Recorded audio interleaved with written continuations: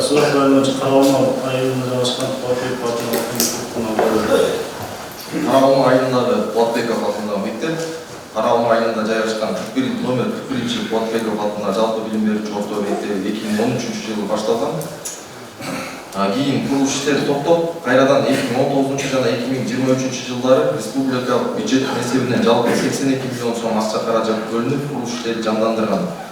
Сапат Нур жоопкерчилиги чектелген коому тарабынан мектептин имараты курулушу 2023-жылдын сентябрь айында толук кандуу бүткөрүлүп пайдаланууга берилген. Бирок пайдаланууга берилгени менен курулуш иштери сапатсыз болуп, кайрадан отопительный система тура эмес иштеп, ошондой эле чатырдан суу кирип, имараттын дубалдары эзилип баштаган. Ошондуктан мектептин жаңы имараттын чатырынан суу өтүп, айрым кастык бөлмөлөр потолоктордон ындашып, дубалдарынан жаракалар пайда болгон. Ошондуктан кээ бир кабинеттерде сабак өтүү мүмкүн эмес болуп калган.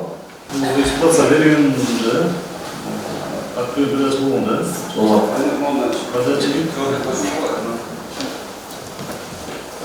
Бул мектеп 2 этап менен курулган. 2 этап менен биринчи этапты тендерди ошо Алексстрой деген ишканага кылган. Анан булар баягы өзүнө тиешелүү сайысты бүтүп кеткенден кийин экинчи этапта тендерди Сапатов деген ишкана кылган. Азыркы маселе чыгып аткан жерде баягы проект изменения болгон. Мурун баягы 2 этап болгондо ортодо спортзал болгон да, кийин 450 орунду 250 орунга кайта проект переделывать этишет. Анан кийин мектептин 1 этаж калгандары 1 этаж. Ошондо спортзалдан түшкөн кар, ал жерде кар ортушат да. Ор түшкөндүктөн баягы биринчи этаждын тинкелери, анан абрешокалар сынган. Биз комиссиондун кышта барып көргөнбүз. Анан ал жерде баягы комиссиондон көргөнүбүздө абрешокалардын немелери дал келбей калган. Калындыктары немелери.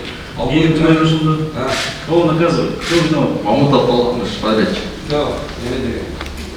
Евгений Александрович, Орыстан берген ички. Ошонун жана ошол заманда биринчи.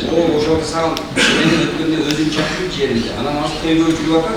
Курулуш экспертизага беришип атат. Азыр ошону аныктап берсе, баягы курулушчулардан кур эмес турган же материалдар дал келбейт деп, анда ошол дүнөлүк ишкана аны оңдоп бериш керек. Эми мектептин акыбарын көрдүңү. Осунун баары жана СС басында ошону болгон.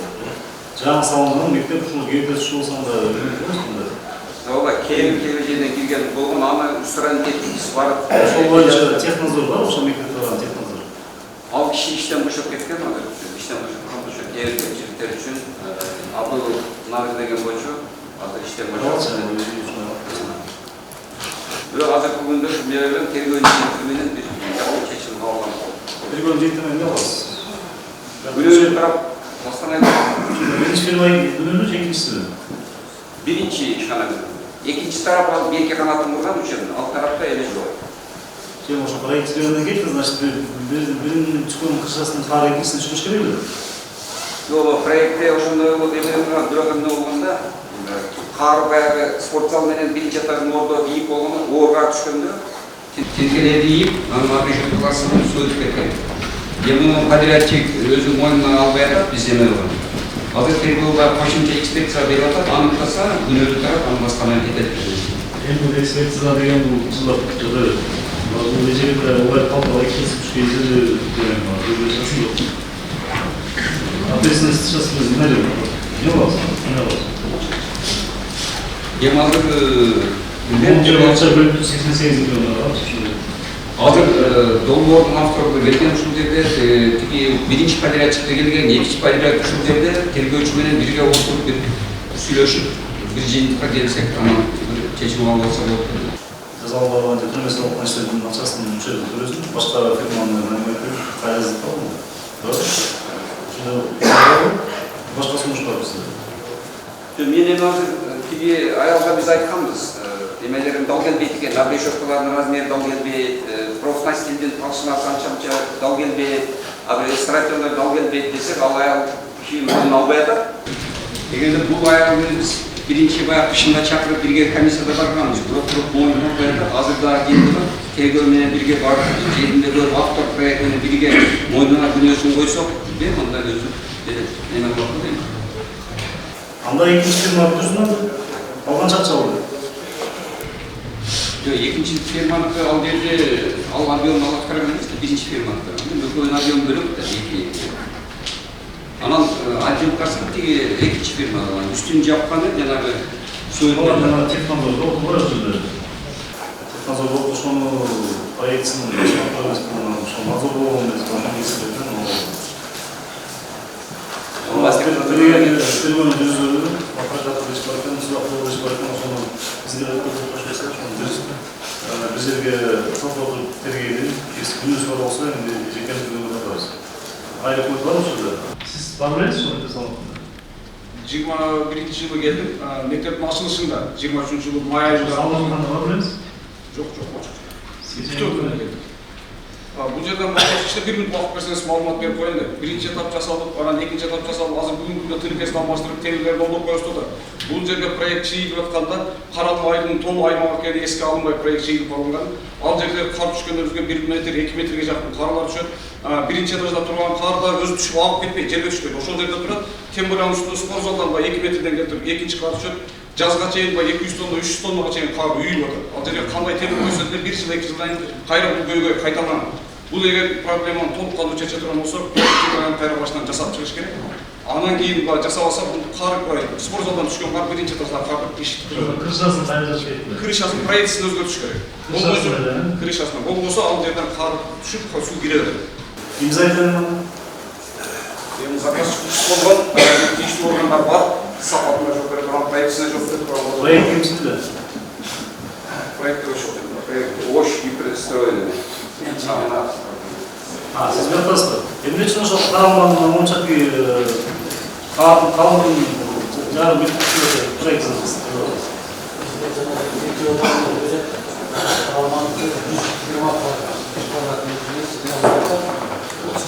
Siz частный проект штурмом. Акционер. Ложки просто. Да. Ложки просто. А вот он, да? Ложки. Да, и негізі проект екен. Проект projesi gibi. Если siz sanalay kardın alınacağını kardın eski alıp tereң mali verip ошону işlep kalganda mı? Olmaz mı? Yok. Biz iki etapta жасадык. Birinci 450 орындык мектеп болду. Бардыгы 2 кабат болду. И средства жетпейт, акча жетпейт деп 225 орындыкка передека кылганбыз. Bir этажын кыскартканбыз по периметру. Bir жак тарабында крыша сынган жок, экинчи тарабында крыша сынды. Биз проектировщиктер биз только кат жазып беребиз да. Ошол управлениеге учурунда кат жазганбыз. 15%тан 40%ке чейин сечение жанагы конструкция крышаныкы азайды депчи. Проект менен курулбай жатат. Биздин колдон только ошол билет. Когда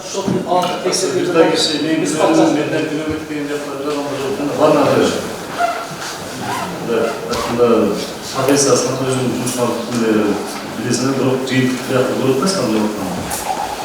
Бұдан эти екі бір айдан доктор дейін бастап детей где будем учить? Алда да тапы. Аварийный состояние тапыш. долбор боюнча курулбай калды.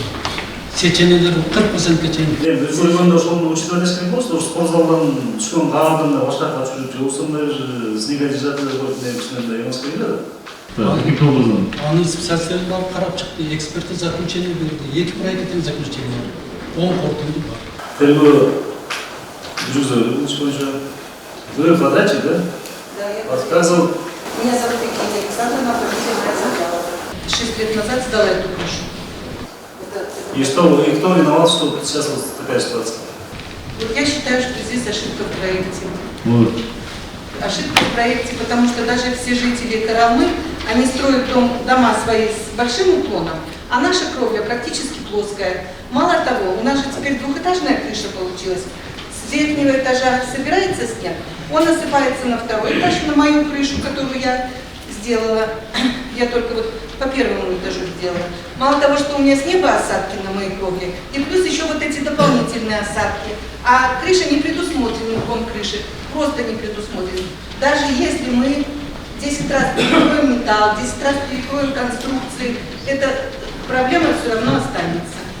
Пока мы не изменим конструкцию кровли. Каким образом? Ну, я не знаю, это проектировщик должен разработать. Они же разработали неправильно крышу. У них очень маленький уклон. Вот верхняя крыша имеет 25% уклон. Еще одна крыша, тоже верхняя, второго этажа, имеет 18% уклон. А наша внизу, которая несет основную нагрузку, куда весь снег со всех сторон ссыпается, она всего 14% уклон. Представьте, она практически плоская. И когда вода вот по стенам же идет, эта вода, если бы был хороший уклон, она бы уходила и не текла по стенам. А в данном случае она тает и вот так стекает прямо по стенам и проникает между колоннами и вовнутрь здания. Это только нужно менять форму крыши. Ну, до этого еще доберемся. Мы сперва должны определить, кто виноват, кого наказывать, кто будет возмещать ущерб. Или подрядчик, или проектирующий, или заказчик. Я считаю, что здесь недоработка проектной организации и заказчика. Мы сейчас возбудим уголовное дело по этому факту. Да. Всех будем допрашивать, начиная от заказчика, подрядчика и проектирующего. Следственным путем мы установим, кто виноват, и будете отвечать. Ну, готово. Все видите. Азына бирайден окуу башталып каржыга чейин не кылабыз, эмне деген сунуштар. Кайракча издейсиң. Күн өрүсү оңдоп берет деген ойдо турабыз. Кырсанын конструкциясын кайра жасап керек. Жасамайынча алып кайра кайталанат. Бул эмдиги жылы кайра ушул менен дагы турабыз. Анда кышкача эми керек эмес да. Слушай. Хорошо, анда кеңешебиз.